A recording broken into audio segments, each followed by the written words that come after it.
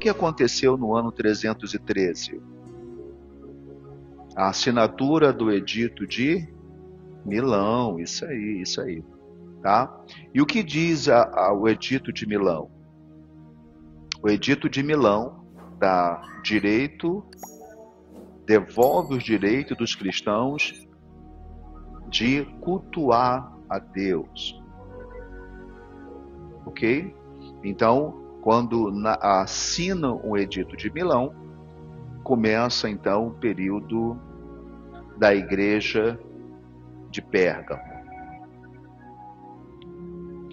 A Igreja de Pérgamo, esse período começa em 338 e vai até justamente o ano 538. Mas o que acontece no ano 538? O que acontece no ano 538 é o... Quem se atreve? É a supremacia papal, tá ok? É isso que acontece na supremacia papal. Diz assim, Deus vai falar que o trono de Satanás está dentro da igreja de Pérgamo. Por que Deus fala isso?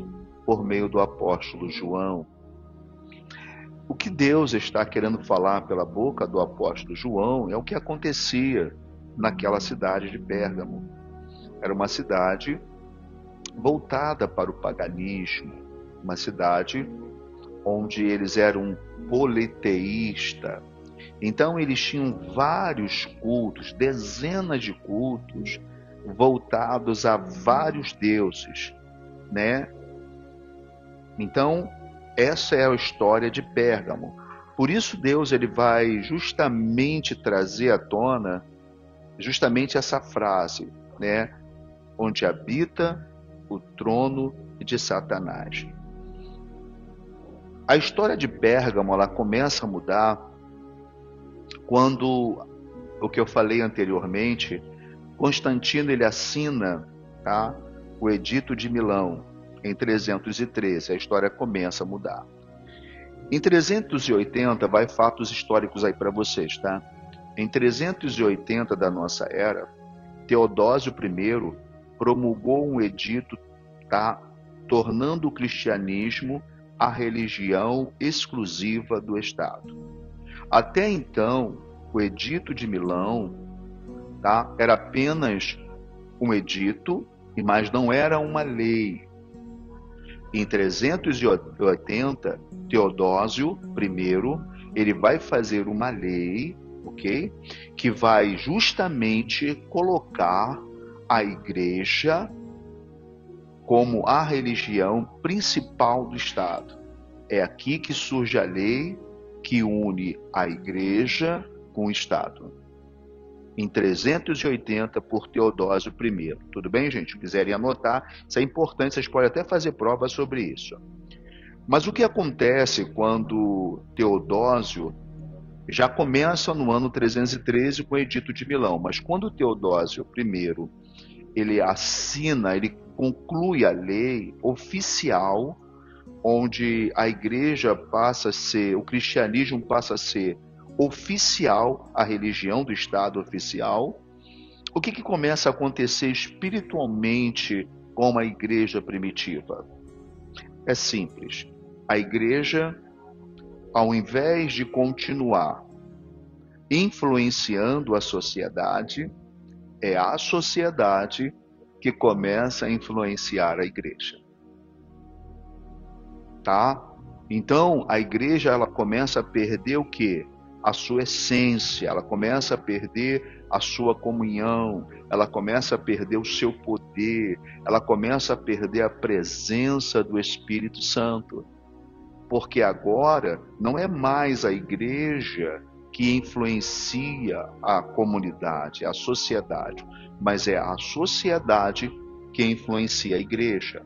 Então, tudo agora dentro da igreja não é mais pelos apóstolos, não é mais pelos pastores, é por aqueles que não têm nenhuma intimidade com Deus e comunhão com Deus, que vão se reunir para dizer o que a igreja pode, não pode, deve, não deve fazer.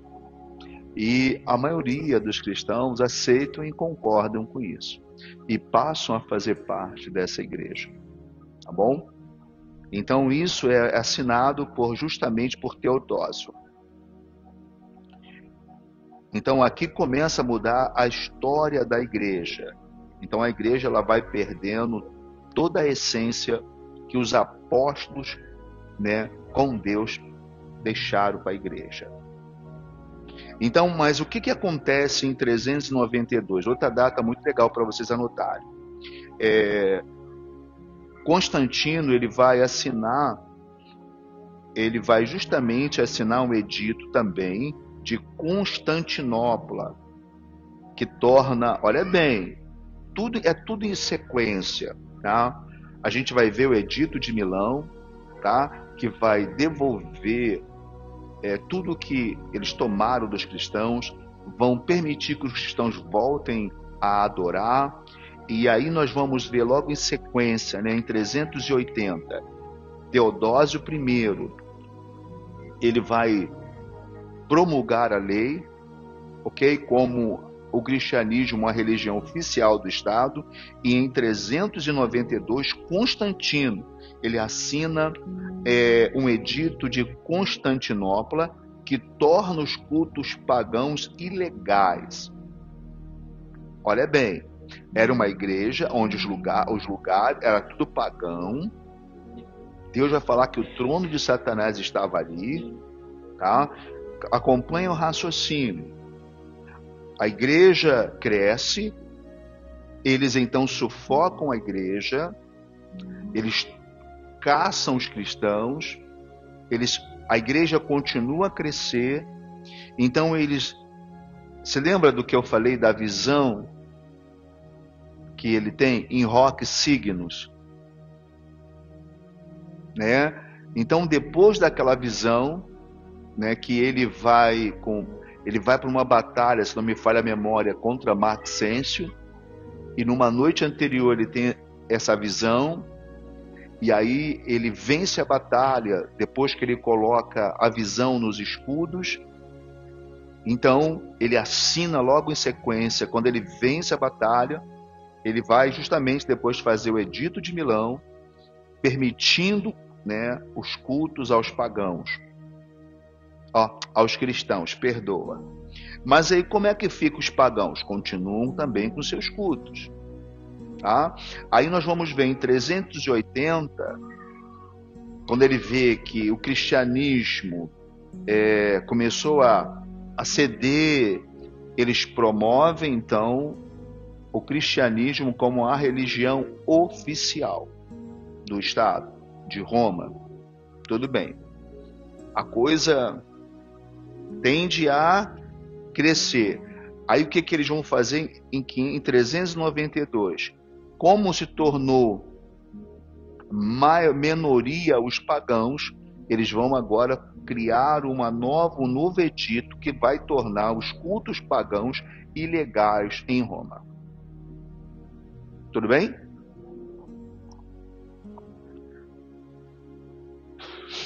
O que você acha que aconteceu? Quando o culto pagão se torna ilegal em um local que era legal.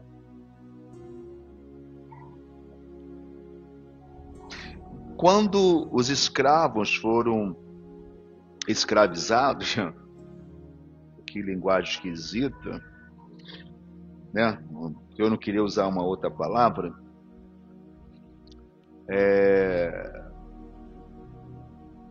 E eles tornaram os cultos deles pagãos, na visão deles, pagãos, e obrigam eles a cultuar a religião deles. O que aconteceu?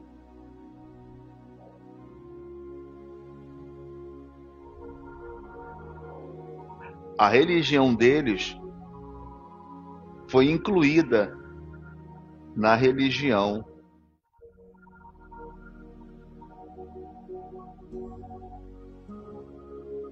tá bom? E aqui acontece a mesma coisa, tá?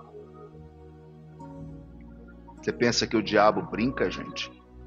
Então, esse período de Pérgamo, ele vai do ano 538, e vai até o ano 588, que é justamente onde se começa a supremacia papal. Por isso que vocês vão ler que o trono de Satanás está lá, porque agora a igreja, olha, eu nem posso lhe dizer que se não fosse os remanescentes, se era a igreja.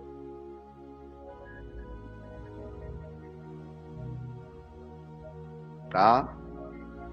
Vocês já observaram que a maioria das igrejas hoje, no nosso tempo, na nossa época, quando elas querem crescer, quando elas querem ter poder, elas querem estar na mídia, qual é a aliança que elas fazem?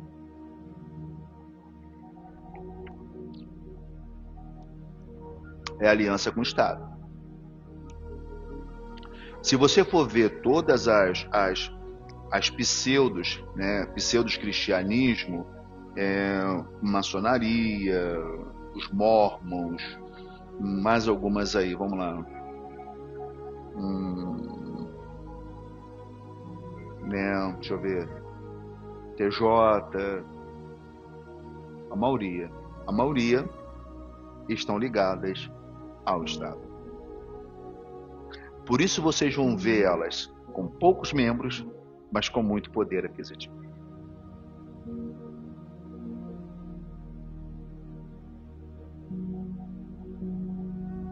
Satanás, ele sempre vai investir naquilo que não é puro.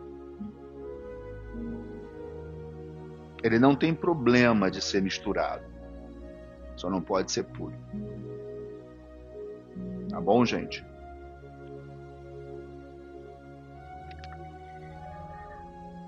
Agora, o que vai realmente acontecer, irmão, no ano 538, e como Roma ele vai dar um espaço para o papado? Tá aí uma coisa que a gente vai começar agora, eu espero que vocês anotem para vocês entenderem, né? Como o Império Romano abriu caminho para que os papas tivessem toda essa autoridade que hoje tem. Vamos lá? Então eu fiz a pesquisa e coloquei aqui, ó, tudo começa no ano 352, tá? E vai terminar em 476 da nossa era. E como é que isso começa? Veja, segundo a história, 10 tribos bárbaras, tá? E isso segundo o historiador Eduardo Gibbon. Ele afirma no seu livro que essas tribos invadiram, que veio do norte, invadiu a Europa e começou, né, pela Itália a combater com Roma. Isso no ano 352. E essas batalhas, essas guerras, começou a minar Roma de uma maneira assustadora. De tal forma, eles eram tão incansáveis nessa guerra, nessa batalha, que no ano de 476, meu irmão, foi o fim do Império Romano. Olha bem como essas tribos vieram realmente para detonar. Então, em 476, foi o fim do Império Romano, do Ocidente. Eu quero que vocês entendam que o Império Romano estava no mundo inteiro, no mundo antigo. Ok? Então, o Império Romano do Ocidente, na Itália, caiu. Então, esse é o marco que vai justamente marcar o fim da Idade Antiga para a Idade Média. Se eu sair na prova de vocês assim, o que marca o período da Idade Antiga para a Idade Média? É justamente a queda do Império Romano, no ano de 1476. Tá? Então foi nesse período aqui que o imperador Rômulo Augusto ele vai se render às tribos bárbaras. Tá? O nome dessa tribo era um nome muito feio, Odoagro. Odoagro. Tá? Então essa tribo ele vai se render. Rômulo Augusto foi o último imperador romano do Ocidente. tá? Então ele se rende a essa tribo Odoacro em 4 de setembro de 1476, tá? Foi quando cai a figura do imperador. Quando cai, tá, Rômulo Augusto, a figura do imperador começa a ser mal vista por tudo e por todos. E não se esqueçam que em cada cidade tinha um bispo que trabalhava lado a lado com os imperadores.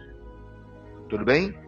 Cada cidade tinha um bispo que trabalhava ao lado dos imperadores. Quando o imperador Rômulo Augusto, o chefe do Ocidente, ele cai,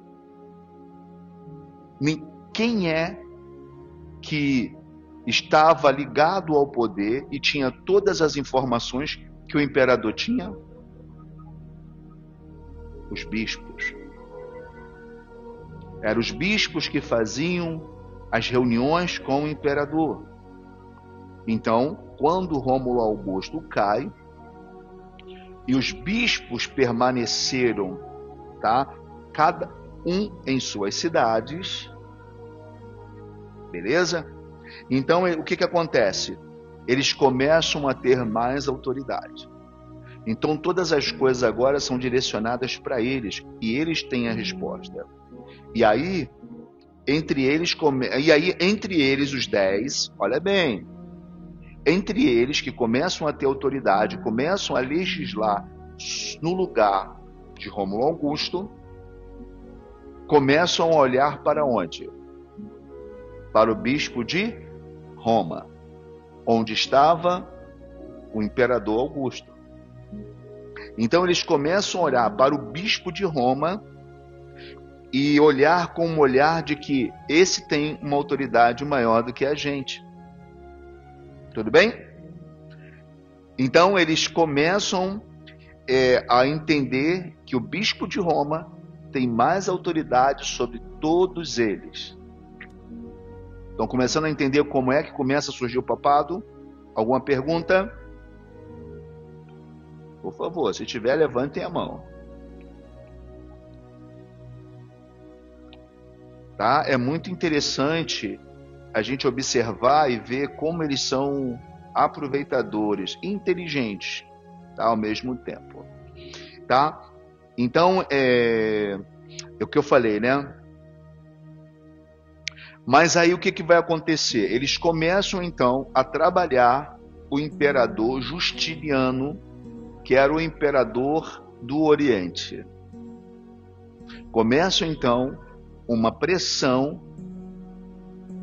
quanto a esse poder que eles haviam acumulado e conquistado no Oriente, no Ocidente, tá? Então agora em 533, tá? Justiniano vai assinar um edito pressionado, tá, por eles, porque ele era o imperador, né, de Roma Oriental, e ele então vai assinar um edito declarando o Papa João II como cabeça de todas as igrejas.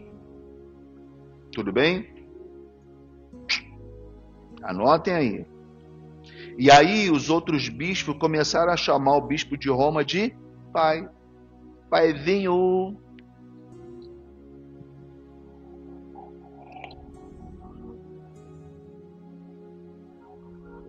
Verdade. Que em italiano quer dizer papa. Então eles começam a chamar o bispo de Roma de pai, em italiano quer dizer papa. Daí surge a expressão, né, papal e papa. Tudo bem, gente? Daí o bispo de Roma vai se tornar o papa. E quando o bispo de Roma se torna o papa, tá? Ele vai então começar a liderar, tá? Para expulsar as tribos que não aceitaram o papado. E o mais incrível é que das 10 tribos que vieram e detonaram o Império Romano, e faz com que o Império Romano caia em 476, somente 3 delas se levanta contra o papado. O Papa faz um acordo tão generoso com eles, oferecendo terra, espaço, tudo, cidadania, que todas as 7 tribos que detonaram o Império Romano agora passam a lutar em favor do Papa. Inteligente, não é? Mas tem 3 tribos que não estão de acordo. Então essas 3 tribos bárbaras, tá, começam a batalhar contra o papado.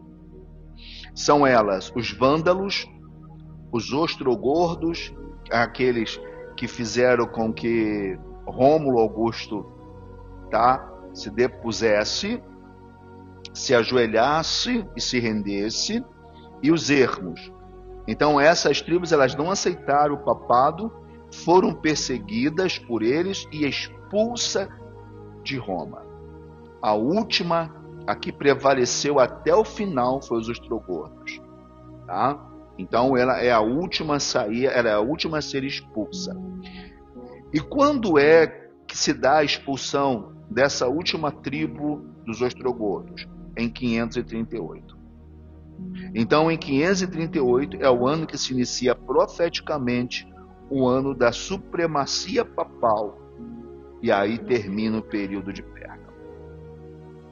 Talvez agora vocês entendam sobre a supremacia papal, como o papado chegou, como o Papa chegou, tá? Tudo isso está na Bíblia Sagrada, e isso justamente vai falar sobre a igreja de Pérgamo. Por isso está lá, onde o trono de Satanás habita. Tudo bem, senhores? Alguma pergunta em relação a isso? Aproveita enquanto eu tomo um golinho. Stephanie, alguém aí atrás? Nenhuma? Profeta?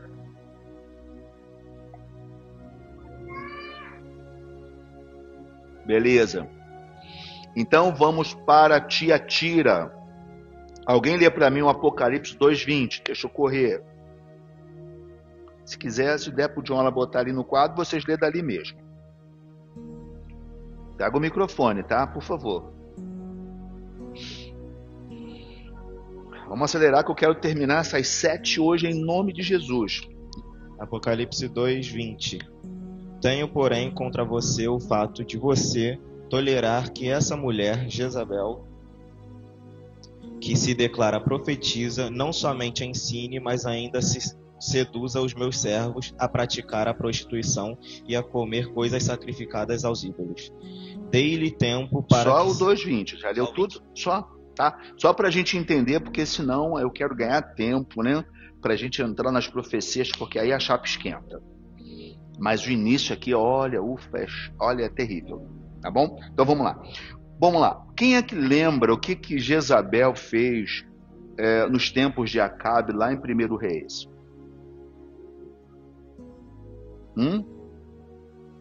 Ela perverteu a fé de Israel, tá? E é nesse período também a igreja começa a ser influenciada. Olha, o que vai acontecer? Eles acreditam nas escrituras. Eles acreditavam nas escrituras. Mas e agora? Se lembra da história que eu falei das tradições, a igreja com o Estado, agora a supremacia papal? Agora eles passam também a se valer das tradições, dos dogmas, entram na igreja, agora não é só a escritura. Agora também são tradições e são dogmas. Tudo bem? Então, são tradições, costumes, tudo isso se infiltra dentro da igreja. Então, nesse período, existe um povo fiel a Deus? Existe, mas são muito poucos. E os que são fiéis a Deus nesse período não estão dentro da igreja. Olha o que eu vou falar. Os fiéis a Deus não estão... Quem já leu Apocalipse 12, que vai falar que a igreja ela foge para o deserto? A igreja de Deus, ela foge para o deserto. É mais ou menos isso aqui.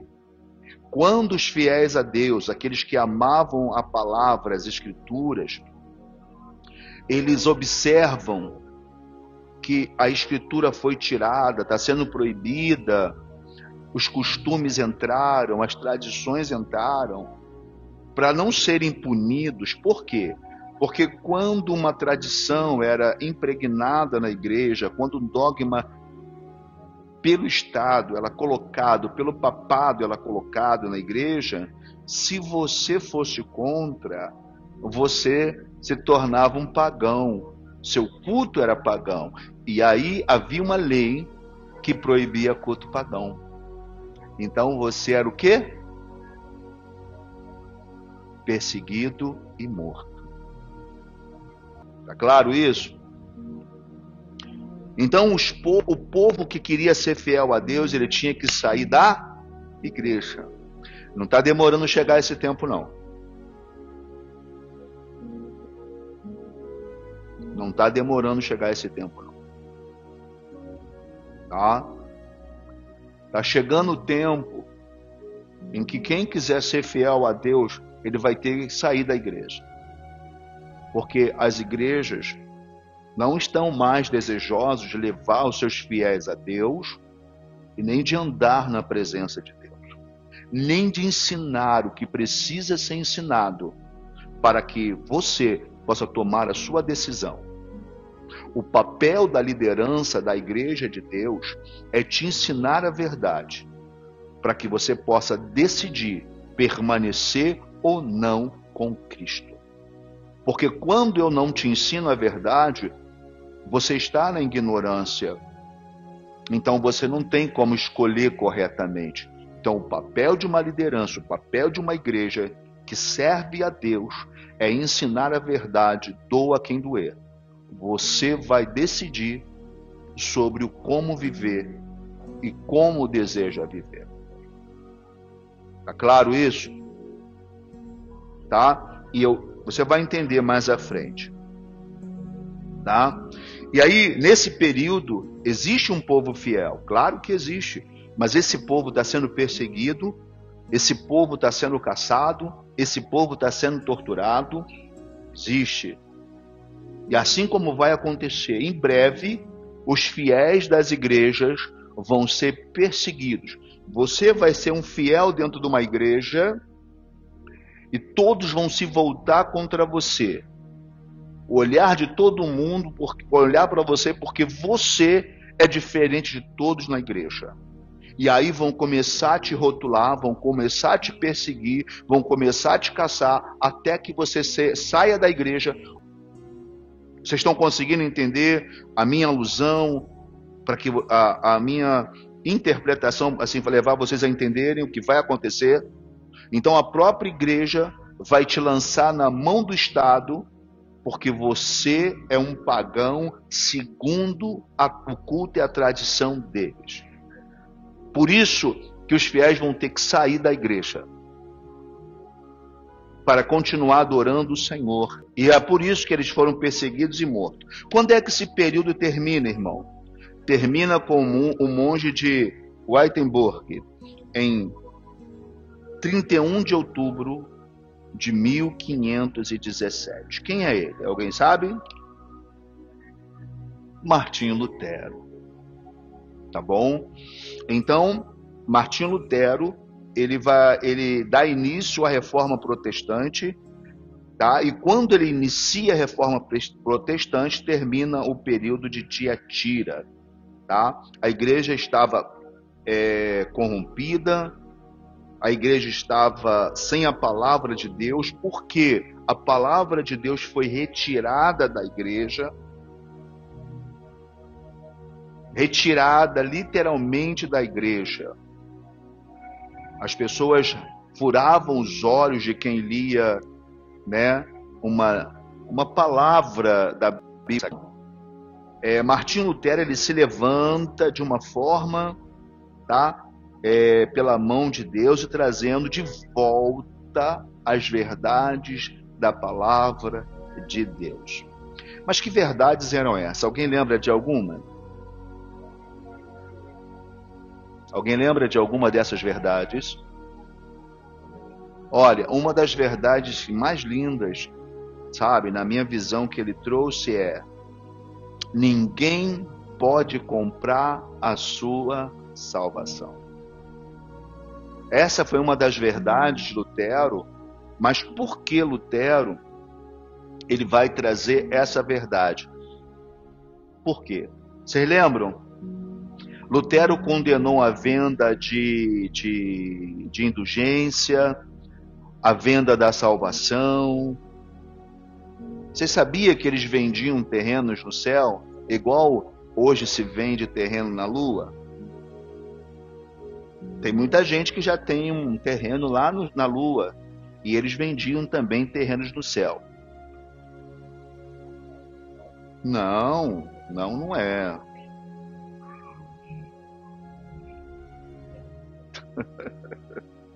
Então ele vem, levanta e combate tudo isso fortemente. Então ele se opõe a essas mentiras ensinadas na igreja. E veja que Lutero, gente, se não me falha a memória, Lutero é um advogado que se converte, e aí as pessoas jogam ele para um lugar, prendem ele num lugar que ele vai estudar a palavra de Deus. Ele começa a estudar a Bíblia, cara. Depois ele volta e Deus enche o coração dele de verdades, e ele está vendo as pessoas vendendo um pedaço do céu, as pessoas vendendo a salvação, e aí ele começa então a se levantar para a glória de Deus. Era um fiel de Deus, tá? Então ele começa a trazer as verdades da palavra de Deus de volta para a igreja. É justamente nesse período que termina o período da igreja de Tiatira, tá? Lembra Jezabel? Por isso que Deus ele vai sempre trazer uma alusão mostrando o que aconteceu, tá? Então esse espírito de Jezabel foi quem trouxe essa sedução para a igreja do Senhor no período de Tiatira e levou a igreja, tá, a se esfriar na fé e a cometer erros espirituais terríveis, como aconteceu no período, tá, de 1º Reis, no reinado de Acabe.